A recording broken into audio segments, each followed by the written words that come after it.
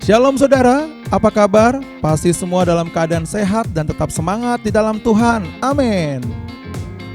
Sebelum kita mulai ibadah, alangkah baiknya kita perhatikan dahulu beberapa hal berikut ini.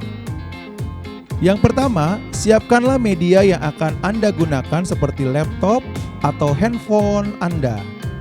Yang kedua, ajaklah seluruh keluarga Anda untuk sama-sama beribadah kepada Tuhan.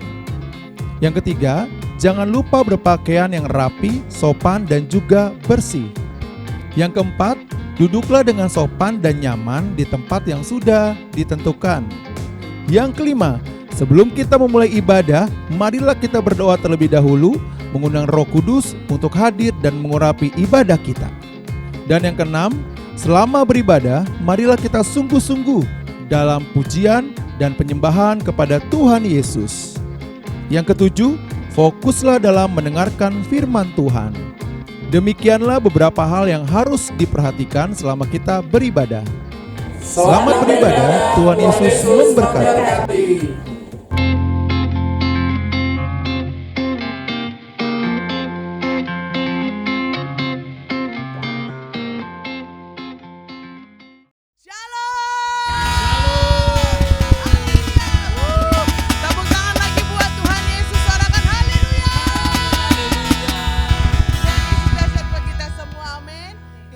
Ibadah kita saudara, boleh siapkan hatimu, kita akan menyembah Tuhan, kita akan memuji Tuhan. Biarlah hadirat Tuhan memenuhi kita hari ini, haleluya. Boleh tutup mata dan tundukkan kepala bagi Tuhan sama-sama saudara. Mari buka hatimu saudara buat Tuhan, buat hadirat Tuhan. Kami bersyukur atas semua kebaikan-Mu Tuhan. Kami percaya di dalam nama Yesus segala sesuatu yang terjadi dalam kehidupan kami, tidak ada satupun yang kebetulan Tuhan. Kalau sampai hari ini kami boleh ada itu karena kemurahan dan kebaikan-Mu. Kami mengucap syukur Tuhan untuk semua yang sudah Tuhan lakukan bagi kami. Hari ini Bapa, kami akan sujud menyembah Tuhan di dalam hadirat-Mu. Kami naikkan pujian kepadamu Tuhan Yesus, sebab Engkau baik, Engkau luar biasa. Engkaulah Allah yang memberikan perlindungan bagi kami. Engkaulah Yesus yang memberikan tempat bagi kami di surga. Terima kasih Tuhan, terima kasih Tuhan, terima kasih Bapa. Engkau baik Tuhan. Mari saudara buka suaramu, mulai menyembah Tuhan. Nyanyikan nyanyian baru, mazmur yang baru bagi Tuhan.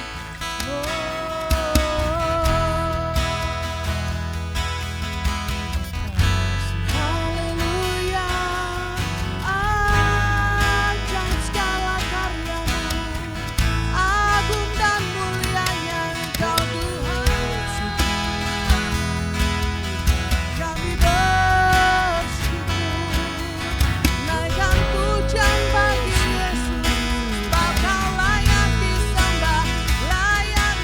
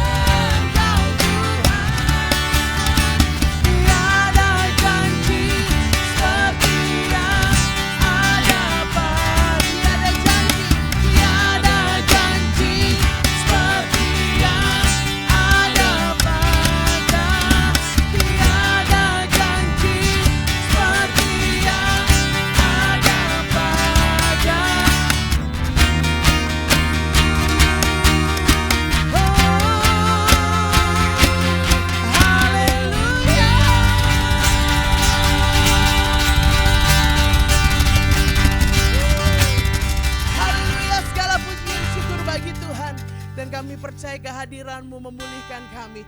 Di dalam nama Yesus, haleluya. Mari beri tepuk tangan lagi buat Tuhan Yesus. Dan tiba saatnya kita akan memuji Tuhan. Semua boleh tepuk tangan bagi Tuhan Yesus. Sama-sama suarakan haleluya. Tuhan Yesus baik buat kita semua. Haleluya. Amin.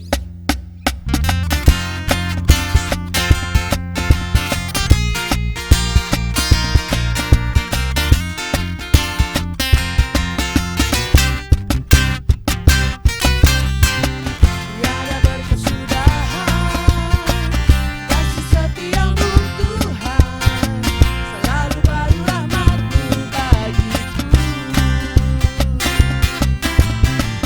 Hari berganti hari, tetap kulihat kasih-Mu, tak pernah berakhir di hidupku.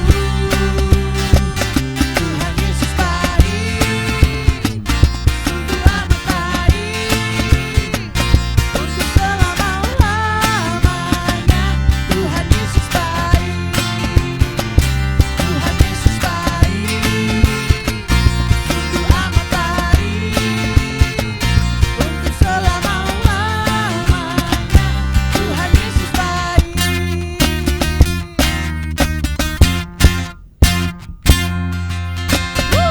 Tiada berkesudahan kasih setiamu Tuhan, selalu baru rahmat-Mu bagiku. Hari berganti hari, tetap kulihat kasih-Mu, tak pernah berakhir di hidupku. Semua Tuhan Yesus baik, sungguh amat baik, untuk selama-lamanya. Tuhan Yesus baik, Tuhan Yesus baik, sungguh amat baik, untuk selama-lamanya. Tuhan Yesus baik.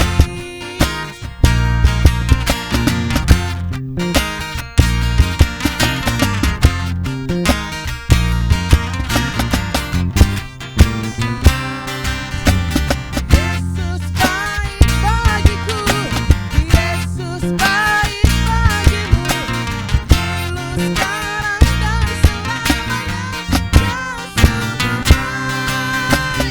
Yesus baik bagiku, Yesus baik bagimu, dulu sekarang dan selamanya. Sungguh baik.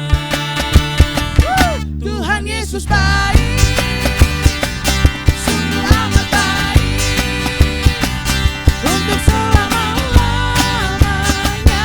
Tuhan Yesus baik, Tuhan Yesus baik, sungguh amat baik, untuk selama-lamanya. Tuhan Yesus baik. Haleluya.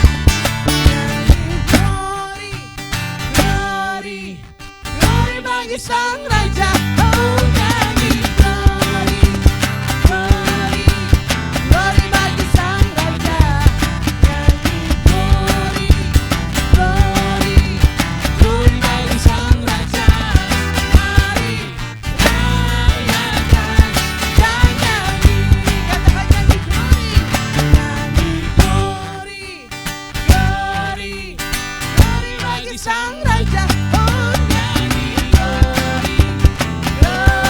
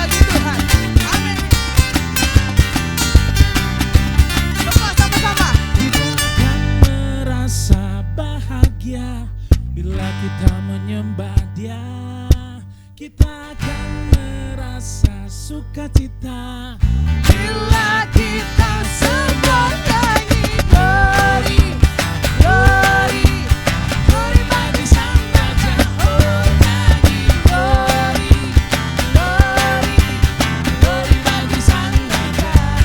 Nyanyi glory, glory, glory bagi Sang Raja. Mari rayakan dan nyanyi. Mari rayakan dan nyanyi. Mari rayakan dan nyanyi.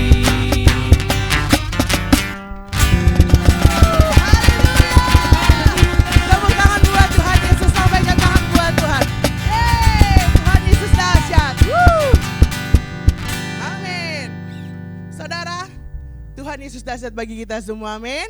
Yang di rumah semua katakan haleluya. Haleluya. Haleluya. Tiba saatnya saudara kita akan mendengarkan isi hati firman Tuhan. Siapkan hatimu saudara, biar firman Tuhan boleh menjadi rema yang baru dalam kehidupan kita. Dan pastinya kita menjadi pelaku-pelaku firman, amin.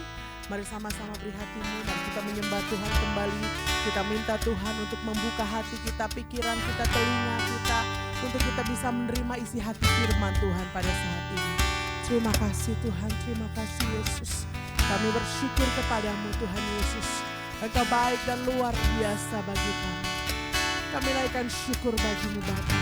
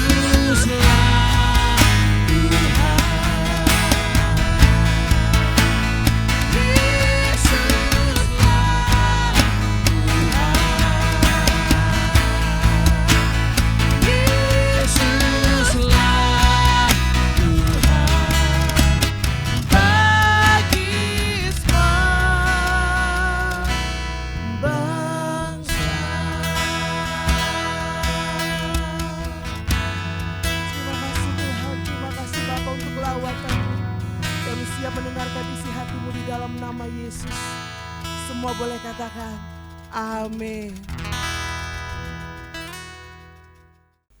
Saudara, mari kita siapkan hati kita untuk kita masuk dalam kebenaran firman Tuhan. Bapa, kami mengucap syukur untuk kesempatan kembali pada saat ini kami mendengarkan firman Tuhan. Khususnya di hari yang spesial ini, di mana kami memperingati hari raya Pentakosta. Hari di mana Tuhan mencurahkan kuasa-Mu yang dahsyat bagi setiap kami di bumi ini. Yaitu Roh Kudus yang menjadi penolong buat kami. Mari perkenalkan pribadi-Mu sendiri, Roh Kudus, bagi setiap kami. Kami siap mengenal-Mu melalui firman dan kebenaran-Mu Tuhan. Dan kami menerimanya dengan kuasa yang dahsyat yang membuat kami dapat melakukan banyak perkara besar. Berbicaralah atas kami Tuhan, kami siapkan hati kami. Dalam nama Tuhan Yesus kami siap diberkati. Haleluya, amin.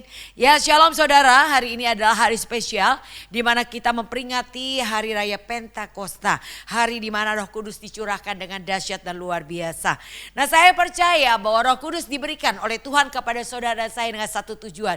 Menjadikan saudara berbeda dengan dunia. Saudara menjadi orang-orang yang disertai dengan kuasa yang dahsyat. Karena Roh Kudus adalah kuasa daripada Tuhan sendiri. Dia diberikan kepada kita dengan satu janji. Yaitu kita akan diperlengkapi dan dipakai Tuhan. Mari saudara, kita akan baca ayat firman-Nya dalam Kisah 1 ayat 6 sampai dengan ke-11. Kisah Para Rasul 1 ayat yang ke-6 sampai 11. Yesus terangkat ke surga, maka bertanyalah mereka yang berkumpul di situ, Tuhan, maukah Engkau pada masa ini memulihkan kerajaan bagi Israel? Jawabnya, Engkau tidak perlu mengetahui masa dan waktu yang ditetapkan Bapa sendiri menurut kuasanya. Tetapi kamu akan menerima kuasa kalau Roh Kudus turun ke atas kamu, dan kamu akan menjadi saksiku di Yerusalem dan di seluruh Yudea dan Samaria dan sampai ke ujung bumi. Sesudah ia mengatakan demikian, terangkatlah ia disaksikan oleh mereka dan awan menutupnya dari pandangan mereka. Ketika mereka sedang menatap ke langit waktu ia naik itu, tiba-tiba berdirilah dua orang yang berpakaian putih dekat mereka dan berkata kepada mereka, "Hai orang-orang Galilea, mengapakah kamu berdiri melihat ke langit? Yesus ini yang terangkat ke surga meninggalkan kamu akan datang kembali dengan cara yang sama seperti kamu melihat dia naik ke surga." Amin. Saudara, kita mendengar bacaan tadi dikatakan Yesus sebelum naik ke surga, dia mempunyai satu janji buat saudara dan saya bahwa dia akan memberikan Roh Kudusnya kepada kita semua. Dan Roh Kudus itulah yang dijanjikan Tuhan diberikan yang akan menyertai kita selama-lamanya. Coba saudara kita buka Yohanes 14 ayat ke-16.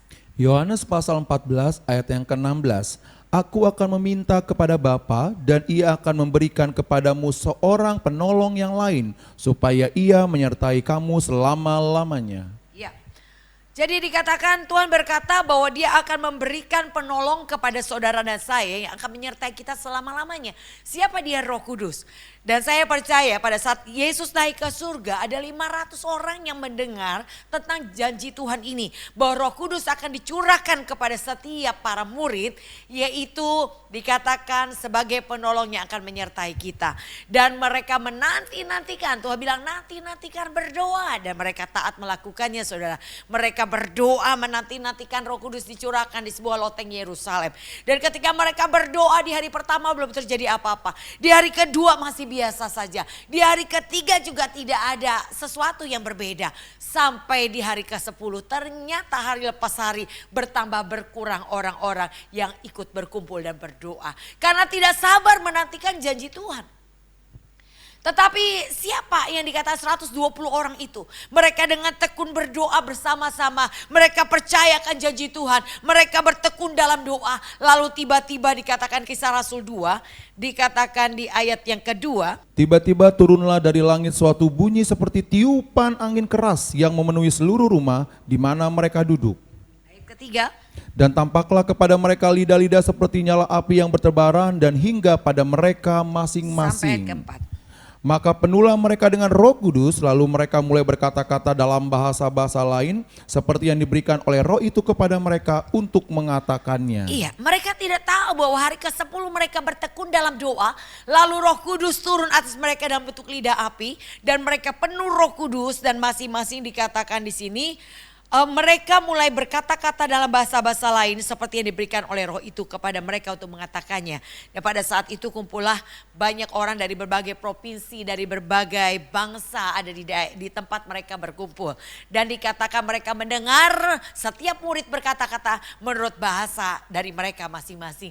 Saudara, saya percaya ketika Roh Kudus turun seperti yang dijanjikan Tuhan, dampaknya dahsyat saudara. Kalau dikatakan di sini Petrus bangkit berdiri, 2-3 menit berkata-kata 3.000 orang diselamatkan. 3.000 orang memberi diri dibaptis. Dan inilah kuasa yang dijanjikan Tuhan. Yang dikatakan tadi diturunkan kuasa Tuhan yang akan menyertai selama-lamanya. Yaitu Roh Kudus. Tujuannya adalah menjadikan saudara saksinya Tuhan. Ketika Roh Kudus memenuhi saudara, saudara akan menjadi orang yang berbeda. Perkataan saudara berbeda, sikap saudara berbeda. Karena rindunya cuma memperkatakan tentang Tuhan. Kerinduan setiap orang yang penuh Roh Kudus adalah menceritakan kedahsyatan Tuhan, menceritakan kebenaran Tuhan, melakukan perintah Tuhan, menjadi suratan yang terbuka bagi banyak orang yang melihatnya. Dan bahkan Tuhan berjanji, engkau akan menerima kuasa yaitu ketika Roh Kudus turun untuk menjadi saksi Tuhan Yerusalem, Yudea, Samaria sampai ujung bumi. Ini bicara peningkatan yang dipercayakan oleh Tuhan menjadi saksinya Tuhan. Bukan hanya di dalam keluarga Yerusalem, bukan hanya Yudea di dalam lingkunganmu, bukan hanya Samaria orang yang tidak mengenal Tuhan, tapi sampai ke ujung-ujung bumi. Dan itu adalah janji. Betapa sangat luasnya janji yang diberikan Tuhan kepada saudara dan saya untuk menjadi alat bagi pekerjaan yang mulia. Asal kau dapat dipercaya, Tuhan bilang ketika engkau dipercaya dalam perkara kecil, Tuhan akan percayakan perkara-perkara yang lebih besar lagi dan lebih besar lagi sampai ke ujung-ujung bumi kata Tuhan. Nah, dikatakan ini adalah janji diturunkan Roh Kudus kepada saudara dan saya. Untuk tujuannya kita baca Yohanes 14 ayat ke-26.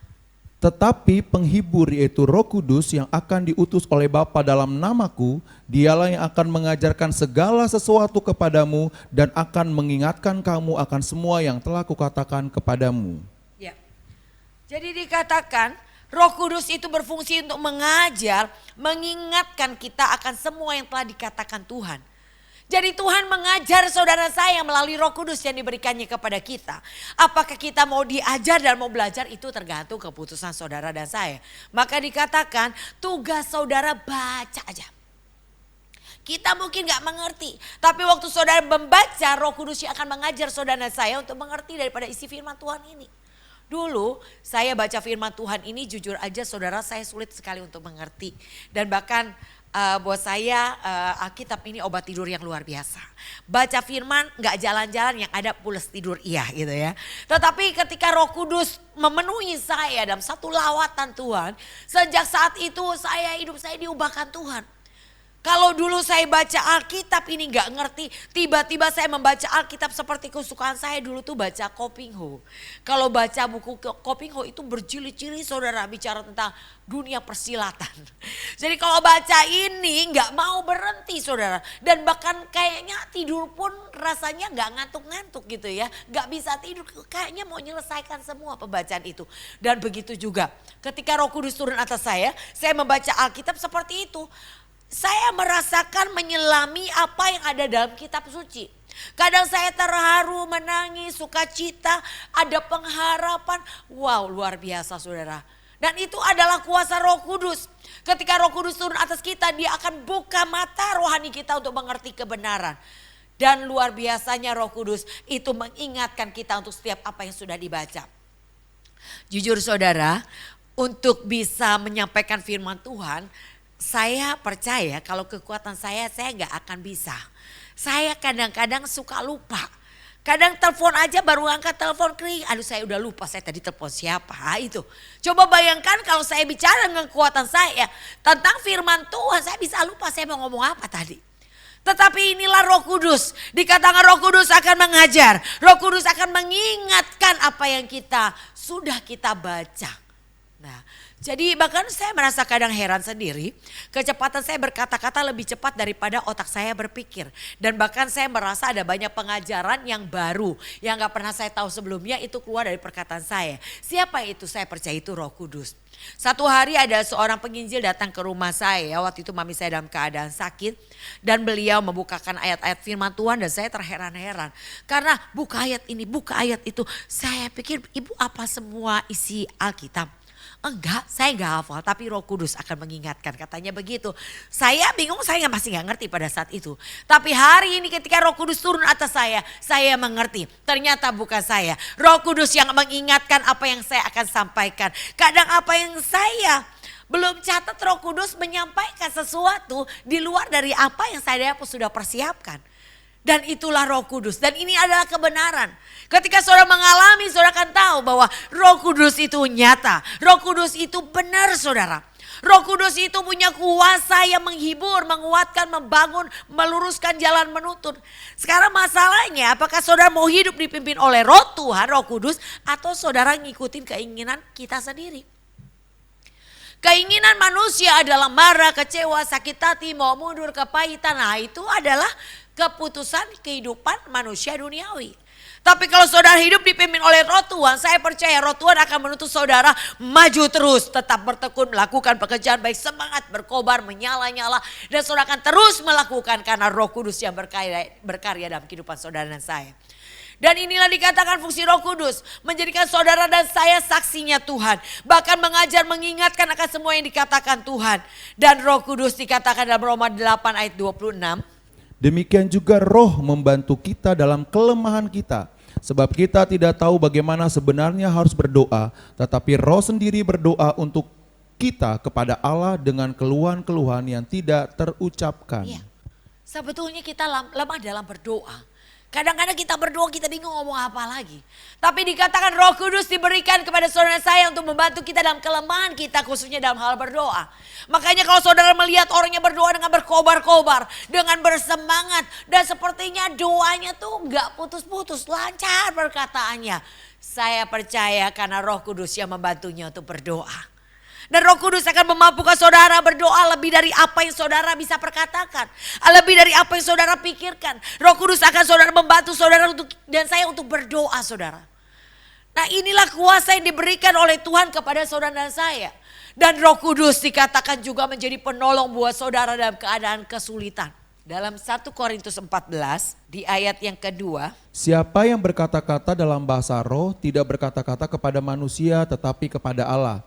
Sebab tidak ada seorang pun yang mengerti bahasanya, oleh roh ia mengucapkan hal-hal yang rahasia. Iya, dikatakan siapa yang berkata-kata dengan bahasa roh tidak berkata kepada manusia, kepada Allah. Iblis juga nggak tahu, nggak ngerti, saudara. Jadi saya punya banyak kesaksian tentang karya Roh Kudus sebagai penolong buat kita semuanya. Pada saat itu kerusuhan Mei tahun 98 khususnya. Waktu itu banyak orang-orang Chinese mengalami aniaya. Dan seorang teman saya ini Chinese banget, saudara. Matanya sipit putih begitu. Tapi satu hari dia ketika naik kendaraan, nyetir kendaraan sendiri, dia itu kejebak oleh macet yang luar biasa. Jadi gak bisa maju, gak bisa mundur. Ada rombongan orang begitu banyak, gedor kacanya untuk buka kaca. Dan pada saat itu dia ketakutan, dia gak bisa lagi berdoa, dia cuma bisa berbahasa roh.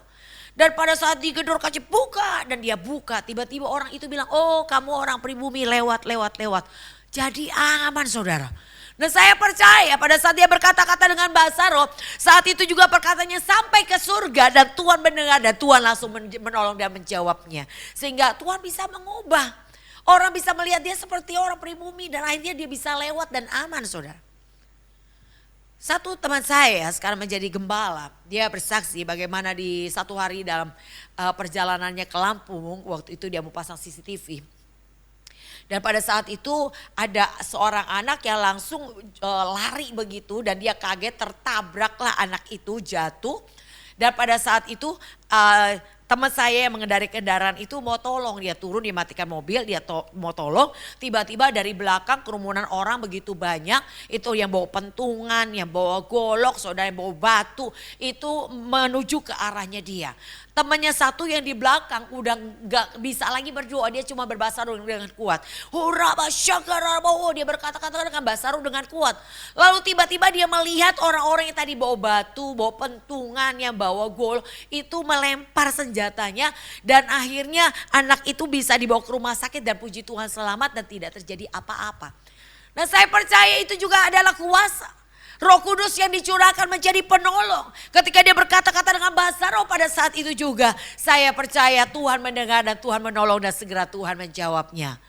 Ada seorang anak muda dalam sebuah gereja lokal, itu pulang cukup malam karena waktu itu habis ibadah anak-anak muda. Dan dia naik angkot, dan pada saat dia naiki kendaraan umum, lalu tiba-tiba ada masuk 4 orang dan membawa anak muda itu ke satu tempat yang sepi dan mau diperkosa, saudara. Jadi anak muda ini juga udah ketakutan, dia berbahasa roh. Supirnya pergi sambil ngintip. Lalu dilihat tiba-tiba itu 4 orang yang mau deketin anak muda itu kelempar. Setiap kali mau deket dia kelempar, setiap kali mau deket dia kelempar. Dan akhirnya saudara, puji Tuhan anak itu selamat. Dan saya percaya itu karya Roh Kudus. Jadi oleh karena itu saudara minta, kata Tuhan di dalam Lukas yang ke-13 ayat ke-11. Puan yang telah, Lukas 11 ayat 13. jadi jika kamu yang jahat tahu memberi pemberian yang baik kepada anak-anaknya, apalagi Bapamu yang di surga, ia akan memberikan Roh Kudus kepada mereka yang meminta kepadanya. Jadi yang diperlukan adalah saudara minta Roh Kudus. Ketika saudara meminta, dikatakan di sini, kalau kamu yang jahat aja tahu memberi pemberian yang baik kepada anakmu, apalagi Bapamu yang di surga, ia akan memberikan Roh Kudus kepada mereka yang meminta kepadanya. Saya menerima Roh Kudus pertama kali ketika saya dalam satu buah KKR.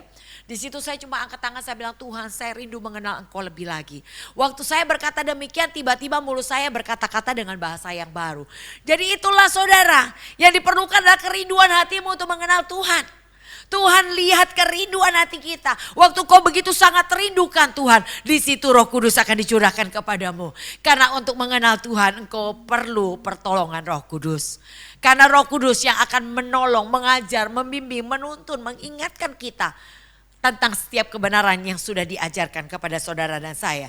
Nah itu adalah kuasa Roh Kudus yang diberikan kepada saudara saya. Bukan kuasa biasa, tapi kuasa yang dahsyat. Kuasa yang daripada Tuhan sendiri. Kuasa yang memampukan kau hidup menjadi engkau, bukan hidup lagi secara duniawi. Hidupmu diubahkan, hidupmu menjadi hidup yang baru, saudara. Yaitu ketika engkau mau hidup dipimpin oleh Roh Kudus.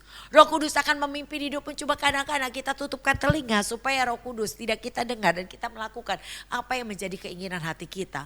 Sehingga hidup kita tidak pernah berubah. Tapi engkau hanya perlu berkata, Tuhan ini aku, ubahkan aku. Ketika kita gagal, ketika kita salah respon, Roh Kudus akan mengajar. Roh Kudus akan meluruskan kembali jalan saudara. Jadi selama masih ada Roh Kudus bersama saudara saya hari ini, mari saudara taat apa kata Roh Kudus. Ikuti saudara perintahnya. Lakukan walaupun kau harus bayar harga. Bukan kekuatanmu untuk kau bisa membayar harga. Roh Kudus akan memampukan engkau melakukan banyak hal yang besar. Roh Kudus yang memampukan engkau membayar harganya. Roh Kudus yang memampukan engkau melakukan pekerjaan baik. Roh Kudus yang memampukan engkau mengabaikan segala kehinaan. Roh Kudus yang akan mengingatkan penderitaan salib Yesus kepada saudara saya, sehingga saudara bisa berkata, apa yang aku alami tidak sebanding dengan apa yang Tuhan sudah alami untuk menyelamatkan saya. Itulah karya Roh Kudus yang bekerja di antara kita orang-orang percaya. Jadi oleh karena itu saudara, selagi masih ada Roh Kudus bersama dengan saudara saya, gunakan waktu sebaik-baiknya untuk taat melakukan apa yang menjadi kehendak Roh Kudus kepada kita. Roh Kudus akan memproses, membentuk kita sampai menyempurnakan iman kita. Dalam setiap proses demi proses kehidupan, di situ Roh Kudus akan mengajar saudara untuk melakukan setiap perintah-perintah Tuhan.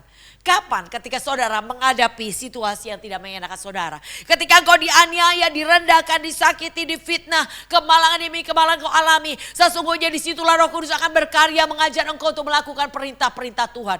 Roh Kudus akan mengingatkan setiap apa yang sudah diajarkan kepada saudara dan saya. Sekarang masalahnya adalah kau mau atau tidak untuk taat apa kata Roh Kudus. Kalau engkau taat apa kata Roh Kudus, saya percaya hidupmu hari lepas hari seperti apa yang dikatakan di tahun ini, tahun dimensi yang baru. Tuhan akan membawa engkau naik dan tidak turun. Tuhan akan mengangkat kau menjadi kepala, tidak menjadi ekor. Bahkan Tuhan akan membawa engkau menjadi semakin serupa dengan Kristus. Itu janji Tuhan. Yang penting adalah kau mau menerima prosesnya. Kau mau menghadapi setiap situasi apapun yang ada di hadapanmu. Engkau mau dan rela menanggungnya. Karena kita percaya saya ada dalam rencana Tuhan. Oleh karena itu kenapa penting kita berdoa. Karena ketika kita berdoa, hidup kita sedang serahkan kepada tangan Tuhan. Waktu hidup saya diserahkan ke dalam tangan Tuhan ketika saya berdoa. Saya percaya setiap kejadian yang saya alami ada izin Tuhan karena Tuhan punya tujuan. Dan saya percaya tujuan Tuhan tidak pernah mencelakakan. Tetapi tujuan Tuhan memberi damai sejahtera bagi setiap yang mau diproses dibentuk Tuhan. Dan memberi hari depan yang penuh harapan. Jadi oleh karena itu saudara jangan pernah berpikir negatif tentang Tuhan. Karena Tuhan tidak pernah merancangkan kecelakaan dalam hidupmu. Kalau hari ini kau dimaki bukan karena orang itu memaki saudara sehingga engkau perlu marah. Tetapi saya percaya Tuhan izinkan orang memaki saudara untuk saudara melakukan perintah Tuhan. Berkati orang yang maki saudara. Jadi ingat saudara jangan salah fokus. Jangan fokusmu kepada masalah, kepada orangnya. Tapi responmu harus diperhatikan sesuai dengan kitab suci. Itulah yang akan membuat iman saudara bertumbuh. Yaitu iman bertumbuh dalam penganiayaan dan pembacaan kitab suci. Daud berkata Mazmur 19 ayat 71. Jadi sesungguhnya tertindas itu baik buat saudara dan saya. Catat saudara.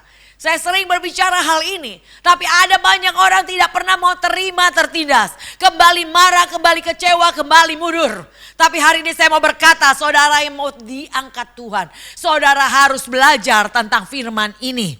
Semua kita harus bertumbuh menuju kedewasaan iman. Orang yang dewasa tidak akan pernah goyah.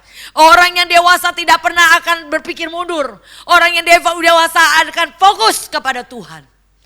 Jadi yang diperlukan saat ini adalah bagaimana respon yang harus kau lakukan sesuai dengan kitab suci di tengah ujian yang ada di hadapanmu. Daniel 12 ayat 10 dikatakan ini masanya pengujian, pemunihan, penyucian. Orang fasik tidak pernah mengerti akan hal ini. Tapi orang bijaksana mengerti bahwa ini adalah ujian. Maka dia akan bersiap-siap untuk melakukan sesuai dengan apa ketetapan Tuhan. Menjawab dengan tepat pada saat ujian itu datang. Dan ketika ia menjawab dengan tepat maka kau akan semakin bijaksana.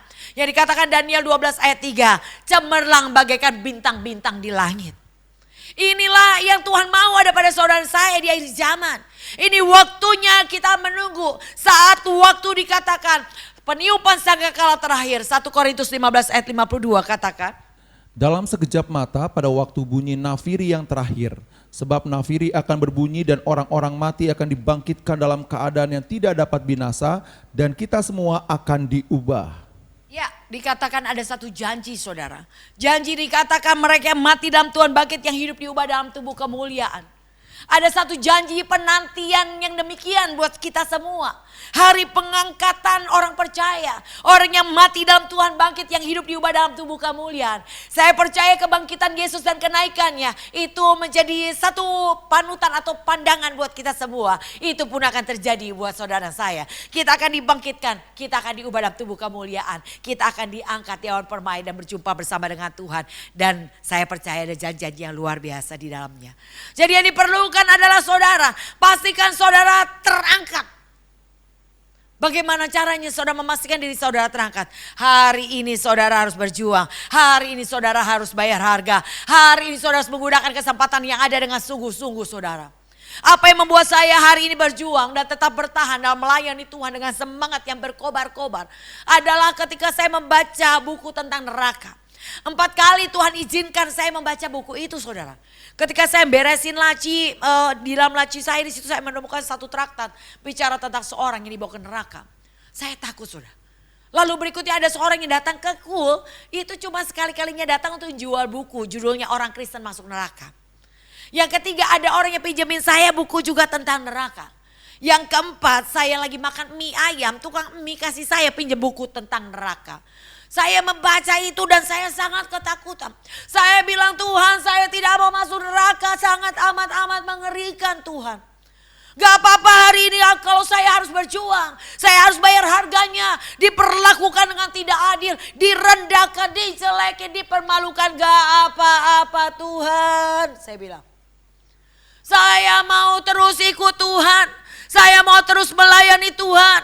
Karena saya melayani dengan cinta kepada Tuhan. Tidak ada yang bisa membuat saya berhenti mencintai Tuhan. Dengan berhenti melayani Dia. Saya katakan saya akan terus melayani Tuhan. Apapun yang terjadi, apapun yang saya alami, saya tidak akan berhenti untuk melayani Tuhan. Tuhan, layakkan Tuhan. Saya berkata memohon kelayakan Tuhan. Saya memohon perkenanan Tuhan untuk saya bisa melayani Dia. Saudara perlu ketahui, saudara bisa melayani Tuhan bukan karena saudara mau dan hebat. Seringkali seorang berkata, kenapa saya terus yang lain dong? Saudara. Saudara jangan merasa diri saudara hebat. Sehingga saudara begitu menganggap enteng dan menganggap rendah sebuah pelayanan. Pelayanan yang Tuhan percayakan kepada saudara dan saya. Itu sudah mengalahkan begitu banyak jutaan orang di bumi ini yang menginginkan pelayanan ini buat saudara dan saya. Mereka menginginkan pelayanan yang saudara miliki. Tapi mereka tidak memperoleh kesempatan. Tapi kalau hari ini saudara dipercaya, ini adalah anugerah terbesar. Saudara terpilih dari begitu banyak jutaan miliaran manusia di bumi ini. Saudara terpilih melayani Dia, Raja segala raja. Gunakan kepercayaan Tuhan ini sebagai kesempatan untuk kau beroleh selamat. Sebagai kesempatan engkau membalas kasih karunia yang Tuhan sudah berikan buat saudara dan saya. Kematiannya di kayu salib bukan hal yang mudah yang harus ditanggung Tuhan. Dia membayar harga dengan nyawanya, dengan dagingnya yang tercabik, dengan darahnya yang habis untuk menyelamatkan saudara dan saya. Yang diperlukan adalah saudara membalas sedikit dari apa yang ada pada saudara untuk menyenangkan hati Tuhan. Saya katakan Tuhan, aku gak bisa balas. Seberapapun yang aku lakukan walaupun aku kurang tidur. Walaupun pagi, siang, sore, malam, hari aku melayani Tuhan. Aku tahu aku tidak bisa membalas apa yang Tuhan sudah beri buat saya terlalu besar. Terlalu mahal. Saya gak berani hitung-hitung sama Tuhan. Walaupun dihitung begitu banyak pun itu tidak dapat membalas apa yang Tuhan sudah bayar untuk menyelamatkan saya. Jadi saudara belajar berpikir demikian. Kasih dan cintailah Tuhan dengan sungguh-sungguh. Dengan segenap hati, segenap jiwa, segenap kekuatanmu. Abaikan segala kehinaan yang ada di hadapanmu. Enggak apa-apa kau diperlakukan dengan tidak adil. Enggak apa-apa kau dirugikan. Enggak apa-apa asal kita masuk surga. Asal saudara dan saya kita diangkat Tuhan. Bayar harganya hari ini. Toh bukan kekuatan saudara dan saya. Kekuatan Roh Kudus yang akan memampukan kau untuk membayar harganya. Roh Kudus memberi kekuatan. Roh Kudus menghibur ketika engkau lemah. Roh Kudus mengajar ketika engkau tidak mengerti. Roh Kudus akan mengingatkan setiap ayat-ayat firman-Nya. Roh Kudus yang berkarya dalam kehidupan saudara dan saya. Jadi yang diperlukan adalah asal kau mau, Tuhan akan mengajar kita senantiasa seperti seorang bapa mengajar anaknya. Dia mengajar kita dengan begitu sabar. Ketika kita gagal, Dia masih beri kesempatan kembali buat kita. Ketika kita gagal, Dia masih terus mempercayakannya kepada kita. Seringkali kita tidak sadar akan hal ini. Saya bilang, Tuhan, aku mau terangkat Tuhan. Oleh karena itu sedemikianlah saudara harus berkata, Tuhan, angkat saya pada saat pengangkatan orang percaya. Aku mau bersamamu di awan permai. Hari ini saudara harus fokus kepada Tuhan. Layani Tuhan karena cintamu kepada Tuhan. Jangan kau melayani sesungguhnya tanpa disadari kau melayani dirimu sendiri. Engkau tidak melayani Tuhan. Ketika engkau kecewa engkau mulai mundur. Ketika engkau merasa kau diperlakukan dengan tidak adil, engkau mulai tidak lagi mau melayani. Sesungguhnya kau sedang melayani dirimu sendiri bukan melayani Tuhan. Kalau kau melayani Tuhan kau tidak akan pernah berhenti karena apapun. Engkau akan terus bayar harganya dengan cinta kepada Tuhan. Engkau rela diperlakukan apapun asal aku tetap dipercaya untuk melayani Tuhan. Itulah yang harusnya ada pada saudara dan saya. Tuhan memproses kita sedemikian rupa. Ada satu janji saudara, kita akan diangkat di awan-awan permai. Kita akan masuk dalam pesta perkawinan anak domba. Dan kita akan menerima mahkota sesuai dengan apa yang kita lakukan di muka bumi ini. Dan kita pasti masuk surga. Tuhan percayakan kita akan memerintah bersama dengan Tuhan dalam kerajaan 1000 tahun. Dan kita pasti masuk surga. Tidak akan lagi dihakimi saudara. Jadi ini adalah anugerah dan kesempatan. Tuhan masih mempercayakan kesempatan ini kepada saudara saya. Gunakan waktu yang ada dengan sebaik-baiknya. Ada waktunya kesempatan itu hilang di depan saudara. Tidak ada lagi kesempatan. Di dalam dikatakan Ibrani 12 ayat ke-17. Sebab kamu tahu bahwa kemudian ketika ia hendak menerima berkat itu, ia ditolak sebab ia tidak beroleh kesempatan untuk memperbaiki kesalahannya sekalipun ia mencarinya dengan mencucurkan air mata. Ada waktunya ia ditolak. Ketika ia dikatakan karena ia tidak memperoleh kesempatan lagi, sekalipun mencarinya dengan mencucurkan air mata. Tapi ia tidak beroleh kesempatan lagi, saudara. Hari ini saudara saya masih punya kesempatan. Gunakan sebaik-baiknya untuk lakukan apa yang menyenangkan Tuhan. Bayar harganya sedemikian rupa. Layani Tuhan dengan sungguh-sungguh. Ngerti hatinya Tuhan, jiwa-jiwa saudara. Dan kita sedang menantikan saat hari waktu di mana Pentakosta ketiga. Dikatakan Roh Kudus akan dicurahkan dengan dahsyat kepada setiap kita orang yang sungguh-sungguh. Dan Roh Kudus yang dicurahkan adalah Roh Kudus yang membawa tuaian yang terbesar dan terakhir. Hujan awal dan hujan akhir akan dicurahkan bersama-sama. Pentakosta pertama terjadi ketika para rasul menunggu, para murid menunggu janji Tuhan, yaitu Roh Kudus dicurahkan di loteng Yerusalem. Dan kedua di Azusa Street, di mana Tuhan mengubahkan satu kota dengan caranya yang dahsyat dan ajaib. Orangnya dikatakan banyak tindakan kriminal, gereja-gereja kosong tiba-tiba dilawat Tuhan dengan luar biasa. Dan yang ketiga ini yang kita nantikan. Dan saya percaya gongnya sudah diberikan pada saat Empower 21 di tahun 2018. Di saat itu saya percaya gembala pembina kita berkata bahwa ini Pentakosta ketiga. Ini seperti pada saat Yesus naik ke surga dan berkata, jangan kemana-mana, tunggu dan nantikan. Roh Kudus akan diberikan sebagai penolong. Dan pada saat Roh Kudus dijanjikan, pada saat itu 500 orang yang mendengar. Tapi ternyata hanya 120 orang yang menerimanya. Karena mereka tidak tekun dan tidak sabar.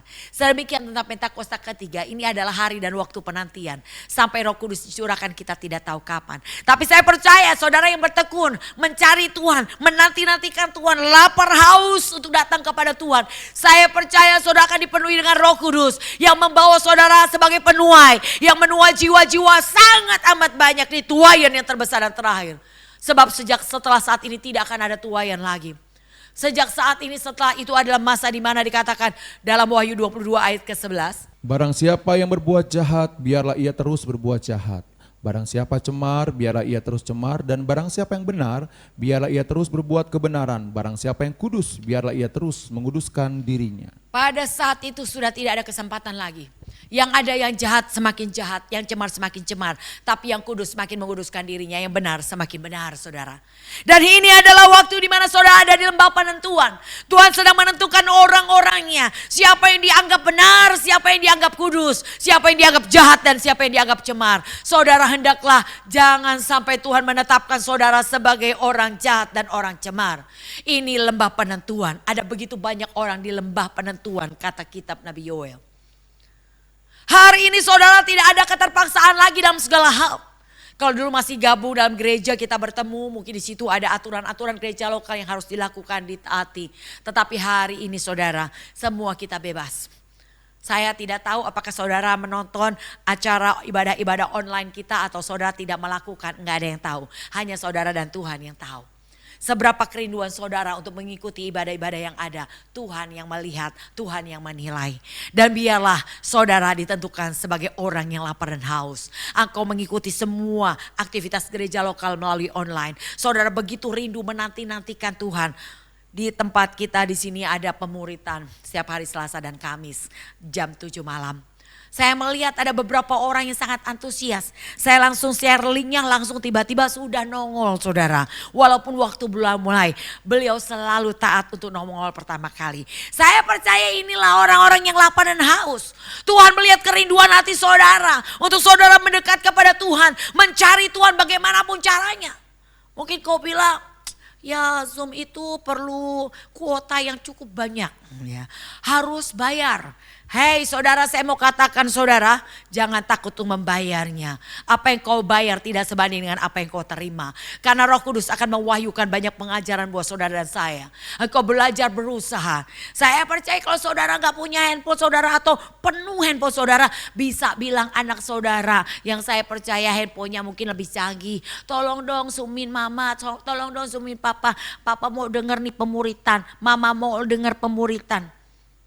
Tidak ada kata tidak bisa atau saudara ke tetangga, ke teman. Aku mau zoom dong numpang. Saudara, kalau ada kerinduan tidak ada kata tidak bisa. Kalau saudara dan saya mau bersama Yesus, saudara pasti bisa. Oleh karena itu saudara, responilah apa yang Tuhan sediakan buat saudara dan saya. Ambil dengan penuh kerinduan dan antusias. Lihat Roh Kudus yang akan mewahyukan hikmat. Roh Kudus yang akan mengajar. Roh Kudus yang akan menuntun. Ada begitu banyak pengajaran, saya percaya saudara, bukan saya. Tapi Roh Kudus yang meminta saya untuk melakukannya. Dan ketika saya taat, saya tahu juga Roh Kudus yang mewahyukan apa yang akan diajarkan pada saat itu. Saya tidak tahu saya akan menyampaikan apa. Tapi Roh Kudus mewahyukan untuk mengajar tentang hal ini dan hal itu. Jadi oleh karena itu ini pertemuan sudah ke-16. Ada banyak yang tidak ikut, ketinggalan sangat banyak saudara. Oleh karena itu selagi kesempatan masih ada, saudara gunakan waktu yang ada. Saya percaya Roh Kudus akan mengajar begitu banyak kepada saudara saya. Untuk saudara mengerti tentang pribadinya. Untuk saudara mengerti bagaimana saudara harus hidup. Hidup sebagaimana orang-orang yang bijaksana. Hidup sebagaimana orang-orang yang taat saudara. Hidup sebagaimana orang yang beribadah kepada Tuhan. Saya mau katakan tidak semua orang akan terangkat. Tapi yang terangkat adalah orang-orang yang mau belajar. Yang mau diajar menjadi murid yang baik. Dengar. Catat, pelajari, dan praktekkan. Ini adalah murid yang baik. Saya percaya Tuhan mengajar saudara seperti seorang anak belajar di sekolah. Ada tingkatan level SD, SMP, SMA, kuliah S1, S2, S3A, profesor saudara. Begitu juga Tuhan mengajar saudara hari-hari ini. Dari anak-anak rohani menuju ke kedewasaan rohani. Sampai saudara siap menjadi mempelai dan sampai kita disempurnakan saudara. Jadi Tuhan akan membentuk saudara, yang diperlukan adalah ketekunan. Kalau seorang anak belajar dan dia berhenti di tingkat SMP, dia gak mungkin bisa sampai ke S3 atau profesor. Tapi ya berhenti di situ dan levelnya di situ. Ya saudara tahu bagaimana bekerja hari ini SMA pun sulit untuk bisa bekerja sampai ke level manajer atau direktur. Jadi oleh karena itu saudara, belajarlah. Hari ini masih ada kesempatan. Seorang murid, dikatakan murid yang melihat Yesus naik ke surga, dan murid juga yang akan melihat kedatangannya kembali. Jadi hari ini saya percaya Tuhan mengajar saudara menjadi murid. Yaitu orang-orang yang diangkat Tuhan adalah orang yang mau belajar dan diajar. Yang kedua adalah orang yang mau menghadapi setiap proses sebagai kesempatan praktek untuk imannya makin bertumbuh. Jadi orang yang akan terangkat Tuhan adalah orang yang mau menghadapi setiap proses. Tidak lari dari proses, tidak menghindar dari proses. Semakin banyak proses, semakin banyak saudara dibentuk. Semakin cepat saudara akan jadi seperti yang Tuhan mau. Oleh karena itu, berbahagialah saudara kalau ada di gereja lokal yang begitu banyak proses. Karena di setiap proses ada kesempatan praktekkan firman. Waktu kau praktekkan firman, kau akan dipercepat untuk disempurnakan. Karena iman bertumbuh dalam penganiayaan harus ada. Saudara cari gereja mana yang tidak ada aniaya. Mungkin kalau saudara cuma jadi jemaat biasa. Saudara datang, pulang dan tidak akan mengalami proses aniaya dalam gereja lokal. Tapi saudara kalau mau bertumbuh, saudara harus menghadapi proses. Karena firman Tuhan berkata, dikatakan iman bertumbuh dalam penganiayaan dan pembacaan kitab suci. Waktu mengalami aniaya, ingat kitab suci berkata apa dan lakukan. Itulah yang membuat iman kita bertumbuh. Jelas dikatakan dalam 2 Timotius 3 ayat 12 itu, memang setiap orang yang mau hidup beribadah dalam Kristus Yesus akan menderita aniaya. Memang saudara jangan heran. Siapa yang akan memproses engkau, dikatakan besi menajamkan besi, orang menajamkan sesamanya. Siapa dia sesama? Bukan orang jauh. Pisau dengan pengasah harus nempel saudara. Begitu juga saudara yang proses saudara, ada orang dekat saudara, sekeliling saudara, bahkan siapapun, mungkin gembala saudara pun bisa dipakai sebagai alat pemproses. Siapapun bisa. Yang penting adalah bukan fokus kepada orangnya saudara. Bukan fokus kepada masalahnya, tapi ingat respon karena ini adalah ujian. Dikatakan 1 Petrus 4 ayat 12-13. Jangan heran terhadap nyala api siksaan yang datang kepadamu sebagai ujian. Seperti seolah-olah terjadi yang luar biasa dalam hidupmu. Tapi sebaliknya bersukacitalah sesuai dengan bagian Kristus yang dipercayakan, penderitaan Kristus dalam hidup saudara saya. Supaya kita pun layak ambil bagian dalam kemuliaannya. Jelas. Firman Tuhan berkata sangat jelas. 1 Petrus 2 dikatakan ayat 21. Di situ kita berbuat kebaikan dan kita harus menderita. Untuk itulah kau dipanggil. Kita dipanggil untuk melakukan pekerjaan baik, tapi kita harus menderita. Karena dikatakan dalam Filipi 1 ayat 29, kepadamu diberi karunia bukan hanya percaya tapi menderita. Syarat pertama mau ikut Yesus dikatakan, sangkal diri, pikul salib setiap hari. Mau gak saudara? Kalau saudara siap katakan oke, tanda tangan kontrak bersama dengan Tuhan masuk dalam perjanjiannya. Tapi seringkali kita katakan ya saya mau ikut Yesus. Tapi nyangkal diri gak mau. Apa maksudnya sangkal diri? Waktu mau marah, tahan kata Tuhan berhenti. Tinggalkan panas hati. Dikatakan Mazmur 37 ayat 8. Tinggalkan panas hati sebab itu hanya membawa pada kejahatan. Sangkal diri gak enak. Dimaki harus berkatin gak enak. Dianiaya harus sabar, difitnah harus jawab dengan ramah. Gak enak, itu perlu penyangkalan diri. Tapi Tuhan bilang mau ikut aku, sangkal diri, mau gak? Kita udah bilang oke, sehingga kita ikut Yesus hari ini. Tapi seringkali kita katakan oke, tapi pada saat menjalankannya tidak oke, saudara. Sangkal diri, pikul salib, terima proses yang ada di depan saudara. Hadapi setiap proses yang ada. Dan dikatakan sangkal diri, pikul salib setiap hari dan ikut aku. Ikut Tuhan, terus maju. Selesaikan sampai garis finish. Ya saudara, yang kedua, hadapi setiap proses sebagai kesempatan untuk praktek untuk iman kita bertumbuh. Dan yang ketiga, mau ditegur dan minta Roh Kudus untuk memampukan kita melakukan firman Tuhan.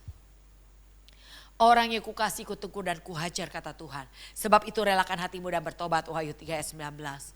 Saudara, anggaplah teguran sebagai tanda kasih. Saudara, kalau gak pernah ditegur berarti saudara diabaikan. Saudara gak dikasihi. Saudara melakukan apapun gak ada teguran berarti saudara gak diperdulikan. Tapi kalau saudara ditegur, anggaplah itu sebagai kasih. Bersyukurlah untuk teguran itu. Dan relakan hatimu dan bertobatlah saudara. Dan yang keempat adalah hasilkan buah. Kalau saudara mau diangkat Tuhan, saudara hasilkan buah. Yaitu buah pertobatan. Harus berubah hidupmu. Dan Roh Kudus akan memampukan untuk kita berubah. Dia akan mengajar, menuntun, membimbing kita agar kita berubah. Menjadi manusia-manusia rohani yang sesungguhnya. Manusia rohani artinya diapain aja tetap berkata haleluya. Diperlakukan seperti apapun tetap berkata puji Tuhan. Dikatakan hasilkan buah pertobatan, buah roh dan buah jiwa-jiwa. Kau harus menghasilkan buah-buah roh, bicara karakter Kristus. Dan yang kelima, jadilah saksi Tuhan di dalam perkataan kita, bukan hanya perkataan, perbuatan kita dan juga sikap hati yang murni yang harus ada pada saudara dan saya. Yang penting di sini adalah percayalah akan janji Tuhan. Roma 8 ayat 18 katakan. Sebab aku yakin bahwa penderitaan zaman sekarang ini tidak dapat dibandingkan dengan kemuliaan yang akan dinyatakan kepada kita. Ya. Paulus berkata bahwa apa yang dialaminya tidak sebanding dengan kemuliaan yang Tuhan akan nyatakan dalam hidupnya. Begitu juga seharusnya saudara percaya. Percayalah bahwa penderitaan apapun kau alami hari ini tidak sebanding dengan apa yang Tuhan janjikan. Yang Tuhan janjikan amat sangat mulia saudara. Tidak ada kesakitan, tidak ada ratapan, tidak ada ketakutan, tidak ada kecemasan. Yang ada hanya sukacita yang melimpah-limpah. Ini yang Tuhan janjikan buat saudara saya, bukan hanya janji. Kalau Roh Kudus dijanjikan Tuhan itu digenapi hari ini, maka saya percaya janji Tuhan akan kemuliaan kerajaan surga itu pun pasti akan digenapinya buat saudara saya. Yang penting hari ini adalah kau mau berjuang, kau mau bayar harganya, kau rela diproses dan minta terus Roh Kudus mengajar saudara. Roh Kudus akan memimpin, menuntun saudara, mengingatkan akan kebenarannya. Dan yang kedua yang penting adalah bertahan sampai kesudahannya. Matius 24 ayat 13 katakan. Tetapi orang yang bertahan sampai pada kesudahannya akan selamat. Ya, hanya orang-orang yang bertahan sampai kesudahannya akan selamat saudara. Bertahan dalam hal apa? Bertahan diapain aja. Bertahan dalam proses. Bertahan dalam penganiayaan. Bertahan dalam penderitaan. Tetap bertahan artinya tetap melayani, tetap berdoa, tetap beribadah, tetap melakukan pekerjaan baik. Tetap lakukan kebenaran Tuhan. Tidak ada pergeseran dan perubahan. Tetap melakukannya. Walaupun tidak membuat ia berhenti untuk melakukan pekerjaan baik. Ya saudara, dan yang ketiga yang penting adalah saudara dikatakan dalam Lukas 13 ayat 23 dan 24. Dan ada seorang berkata kepadanya, Tuhan, sedikit sajakah orang yang diselamatkan? Jawab Yesus kepada orang-orang di situ, berjuanglah untuk masuk melalui pintu yang sesak itu. Sebab aku berkata kepadamu, banyak orang akan berusaha untuk masuk tetapi tidak akan dapat. Saudara harus berjuang melewati pintu yang sesak. Kata pintu yang sesak berbicara tentang adalah posisi-posisi yang gak ngenakin. Kondisi yang sangat menyesakan. Tetapi saudara harus berjuang melewatinya. Saya percaya pembelajaran ini sampai sehari ini saya mengingatnya ketika satu hari saya ikut dalam sebuah seminar akhir zaman di Balai Samudra Kelapa Gading. Pada saat itu saya dengan 7 teman lainnya dalam satu mobil kita berangkat dan ternyata sudah terlambat. Sudah dimulai ibadah dan pada saat itu sangat amat penuh.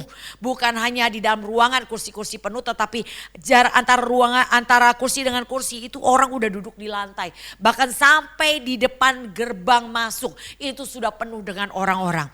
7 teman saya lainnya aduh gak bisa dengar juga, udahlah makan nasi goreng mereka. Saya bilang begini, tidak, saya Tuhan kirim sampai di sini, saya percaya Tuhan punya tujuan. Saya akan berdiri di depan pintu masuk paling belakang. Saya kedorong-dorong saudara. Ada yang dorong dari dalam mau keluar mungkin mau ke toilet. Ada yang dorong saya dari luar mau masuk ke dalam. Saya kedorong tetapi yang saya heran semakin kedorong saya makin maju. Tetapi posisi saya sangat tidak enak. Saya hanya bisa berdiri satu kaki saya. Padahal di depan saya sudah pembicara. Dan di saat itu saya benar-benar mau keluar dari barisan. Karena udah ada yang nyenderin saya juga begitu. Dan saya cuma di satu kaki. Sangat tidak enak posisi saya. Tapi tiba-tiba saya mendengar suara berkata. Di jalannya sempit dan sesak banyak orang terlempar. Dan saya tahu ini Tuhan. Dan saya bilang saya bertahan. Saya berdiri bertahan, tiba-tiba sebelah saya bilang gini, udah duduk-duduk. Tiba-tiba mereka duduk, saya berdiri di posisi yang paling enak dan berhadapan dengan pembicara. Dan waktu itu pembicara berkata begini, saya pernah mengalami serangan jantung yang sangat menyakitkan. Bergerak dari bawah kaki terus menuju ke atas. Di puncak sakit saya bilang, udah gak apa-apa mati-mati dalam Tuhan. Dia berkata haleluya, dia puji Tuhan sekeras-kerasnya. Tiba-tiba sakitnya hilang. Dan saat itu Tuhan bicara banyak sama saya. Bertahan seperti Sadrak, Mesak, Abednego. Bertahan walaupun harus masuk ke dalam api yang dipanaskan 7 kali lebih panas. Justru di tempat disitulah dia melihat kemuliaan Tuhan. Bertahan seperti Daniel. Sudah berdoa tapi tetap harus masuk ke gua singa dengan singa yang lapar. Bertahan di sana. Dan dia melihat kemuliaan Tuhan. Kata Tuhan bertahan. Seperti Yusuf bertahan di tengah proses. Hingga ia melihat janji itu digenapi. Bertahan kata Tuhan. Dan itu yang memotivasi saya sampai hari ini bertahan. Saya percaya kalau saya bertahan sampai kesudahannya saya akan melihat janjinya. Bahwa engkau akan menjadi saksiku di Yerusalem, Yudea, Samaria sampai ke ujung-ujung bumi. Dan saya percaya itu pasti digenapi kalau saya bertahan sampai hari ini. Itu karena Roh Kudus. Bukan karena saya. Tapi Roh Kudus yang selalu mengajar, menghibur, memberi kekuatan, menuntun, membimbing. Hingga saya boleh tetap kuat hingga hari ini. Saya bersyukur punya Roh Kudus. Hendaklah saudara bersyukur karena Roh Kudus. Roh Kudus diberikan sebagai penolong. Saya rasakan itu adalah amin banget. Roh Kudus itulah yang memberi kekuatan untuk kita bertahan sampai kesudahannya. Membuat kita punya kekuatan untuk berjuang melewati setiap masalah atau badai sekalipun di depan saudara saya. Roh Kudus itulah yang membuat kita yakin dan percaya penuh kepada Tuhan. Jaminannya adalah pasti. Kalau saudara tahu Roh Kudus diberikan dengan satu jaminan yang pasti. Dikatakan diberikan sebagai materai buat saudara saya. Sampai kita menerima janji, yaitu kemuliaannya. Jadi bersyukurlah Roh Kudus masih menyertai saudara saya. Jangan saudara abaikan apa yang dikatakannya. Walaupun kau harus membayar harganya untuk taat melakukannya. Tetapi juga bukan kekuatanmu. Roh Kudus yang akan memberi kekuatan untuk kau melakukan. Saya merasa ketika Roh Kudus menuntut saya melakukan sesuatu. Tetapi saya katakan ya Tuhan saya mau. Berikutnya bukan saya. Tapi Roh Kudus memberi kekuatan untuk saya melakukannya. Dan saya melihat apa yang dijanjikan itu adalah kepastian yang digenapi Tuhan. Jadi oleh karena itu saudara, biarlah ini menjadi berkat buat kita semua. Pastikan saudara dapat bertahan menghadapi setiap proses dan pembentukan. Percayalah ada satu janji, kita akan diangkat di awan permai. Dan kita akan masuk dalam pesta perkawinan anak domba. Dan janji Tuhan kita akan menerima mahkota. Bahkan kita akan memerintah bersama dengan Tuhan. Dan kita pasti masuk surga. Ada janji yang luar biasa. Ada kebahagiaan yang dahsyat. Yang Tuhan sediakan bagi saudara dan saya yang bertahan. Kita menantikan hari dikatakan peniupan sangkakala. Tuhan izinkan seketika kita harus menderita saudara. Dan diuji melalui api. Tujuannya adalah untuk melihat kemurnian hatimu. 1 Petrus 1 ayat 6 ke 7 dikatakan demikian. Dikatakan untuk melihat kemurnian hatimu sampai kita memperoleh puji-pujian, kehormatan, kemuliaan pada saat Tuhan menyatakan dirinya. Ini yang kita nantikan. Saya percaya pada saat hari itu, hari peniupan sangkakala terakhir, saudara akan disambut dengan musik surgawi yang spektakuler. Musik surgawi yang dahsyat, yang memberikan hormatan buat saudara, puji-pujian dan kemuliaan karena saudara bertahan sampai kesudahannya dan janjinya kita akan menerima kemuliaan. Haleluya saudara, bertahan sampai garis finish, tetap kuat di dalam Tuhan, libatkan Roh Kudus dalam segala aktivitasmu. Roh Kudus akan memampukan engkau melakukan banyak hal yang tidak mungkin kau bisa melakukannya. Roh Kudus juga yang menghibur, mengajar, menuntun, mengingatkan kita. Roh Kudus yang memberi kekuatan untuk mampukan kita melakukan banyak perkara. Mari saudara kita satukan hati kita berdoa. Terima kasih Bapak, kami mengucap syukur untuk pewahyuan hikmat dan tuntunannya Tuhan berikan buat kami. Untuk kami mengerti isi hati Tuhan. Mari Tuhan, biarlah apa yang kami dengar bukan hanya kami dengar. Kami simpan dalam hati kami. Kami renungkan dan kami praktekkan dalam kehidupan seharian kami. Kami mau masuk surga. Kami mau terangkat Tuhan. Kami mau bersama dengan Engkau pada hari itu tiba. Oleh karena itu Tuhan, ajar terus kami Roh Kudus dengan kepakaiannya daripada Tuhan. Pakai kami menjadi alat-Mu. Ini kami, utuslah kami. Pakai kami di hari Pentakosta ketiga untuk siap menuai jiwa-jiwa. Terima kasih Bapak, segala puji hormat syukur kami kembalikan hanya dalam nama Tuhan Yesus. Haleluya. Amin.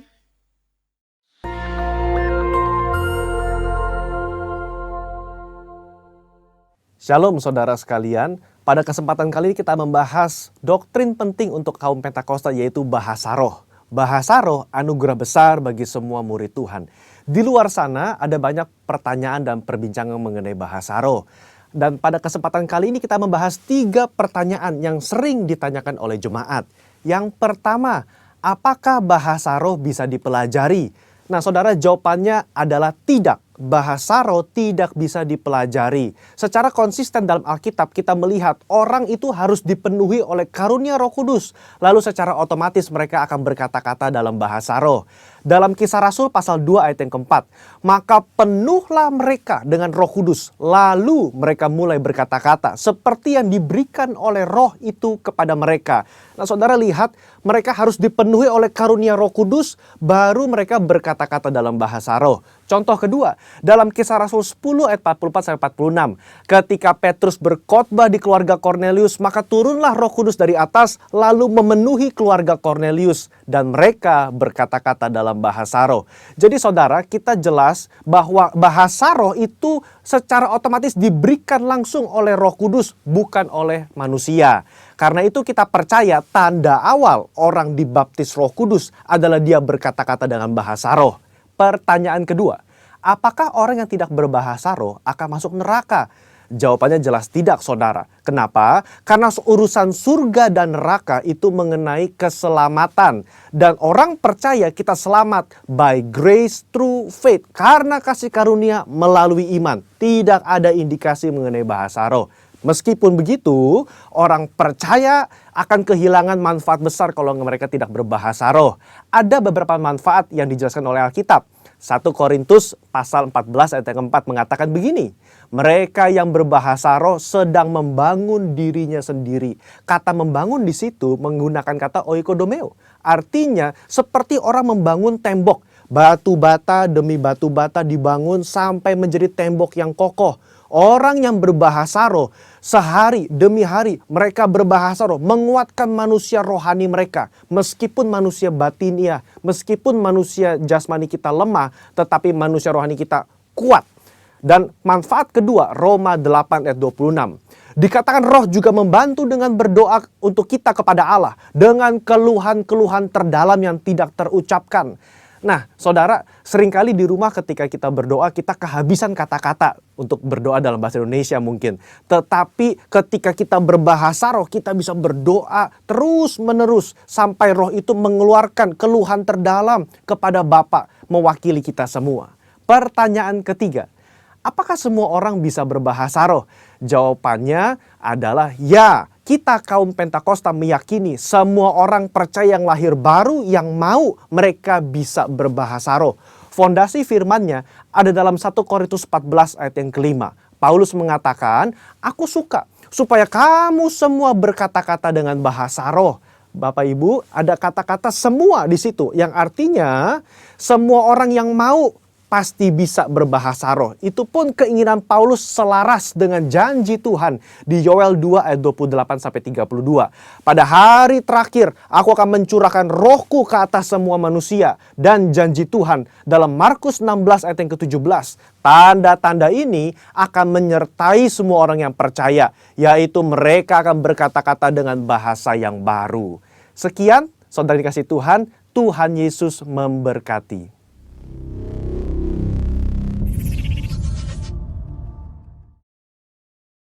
Terima kasih kepada hambanya Pastor Lydia Kristanto atas firman Tuhan yang sudah disampaikan pada hari ini. Biarlah semua pelayanan, pekerjaan, dan seluruh keluarga diberkati Tuhan berlimpah-limpah. Saatnya kita akan membacakan Mazmur 91. Dalam lindungan Allah, orang yang duduk dalam lindungan yang maha tinggi dan bermalam dalam naungan yang maha kuasa akan berkata kepada Tuhan, tempat perlindunganku dan kubu pertahananku, Allahku yang kupercayai. Sungguh dialah yang akan melepaskan engkau dari jerat penangkap burung, dari penyakit sampar yang busuk. Dengan kepaknya ia akan menudungi engkau, di bawah sayapnya engkau akan berlindung. Kesetiaannya ialah perisai dan pagar tembok. Engkau tak usah takut terhadap kedahsyatan malam, terhadap panah yang terbang di waktu siang, terhadap penyakit sampar yang berjalan di dalam gelap, terhadap penyakit menular yang mengamuk di waktu petang. Walau 1000 orang rebah di sisimu dan 10.000 di sebelah kananmu, tetapi itu tidak akan menimpamu. Engkau hanya menontonnya dengan matamu sendiri dan melihat pembalasan terhadap orang-orang fasik. Sebab Tuhan ialah tempat perlindunganmu, yang maha tinggi telah kau buat tempat perteduhanmu. Malapetaka tidak akan menimpa kamu dan tulah tidak akan mendekat pada kemahmu. Sebab malaikat-malaikatnya akan diperintahkannya kepadamu untuk menjaga engkau di segala jalanmu. Mereka akan menatang kau di atas tangannya supaya kakimu jangan terantuk kepada batu. Singa dan ular tedung akan kau langkahi. Engkau akan menginjak anak singa dan ular naga. Sungguh hatinya melekat kepadaku, maka aku akan meluputkannya. Aku akan membentenginya sebab ia mengenal namaku. Bila ia berseru kepadaku, maka aku akan menjawab. Aku akan menyertai dia dalam kesesakan. Aku akan meluputkannya dan memuliakannya. Dengan panjang umur akan kukenyangkan dia, dan akan kuperlihatkan kepadanya keselamatan daripadaku. DNA kita adalah restorasi Pondok Daud. Prajurit-prajurit Tuhan yang gagah perkasa, yang mempunyai gaya hidup, berdoa, pujian dan penyembahan dalam unity, siang dan malam, serta melakukan kehendak Bapa pada zaman ini. Misi dan visi GBI Duta Permai.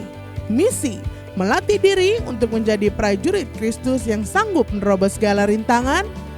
Dan visi, menjadikan umat yang memiliki karakter Kristus dalam perkataan, perbuatan, dan sikap hati yang murni. Saudara-saudara yang terkasih, kami menginformasikan untuk seluruh program GBI Duta Permai saat ini dapat Anda saksikan di YouTube atau juga media sosial lainnya yang tertera di layar kaca Anda. Selamat menikmati, Tuhan Yesus memberkati.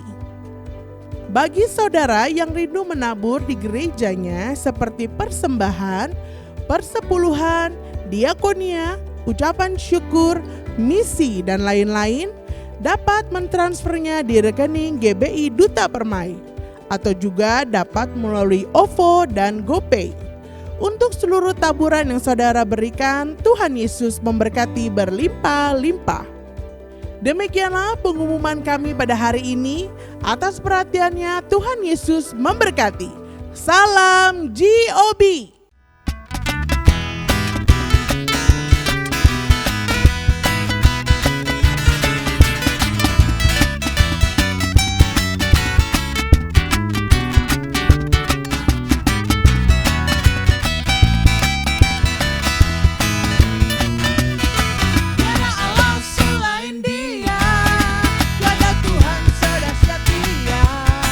Sebab dia adalah sumber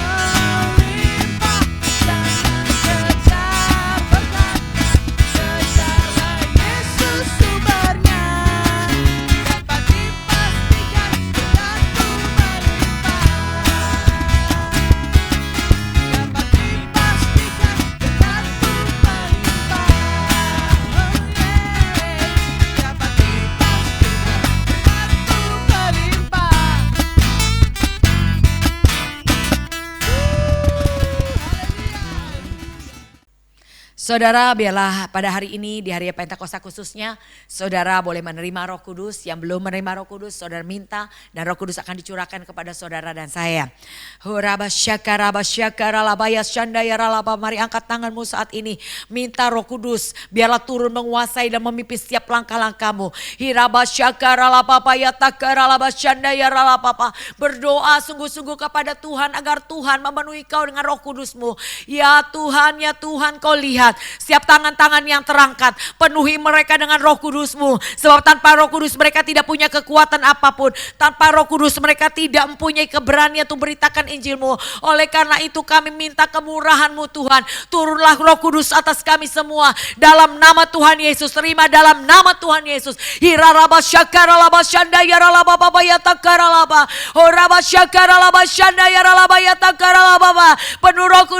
Penuh Roh Kudus dalam nama Tuhan Yesus.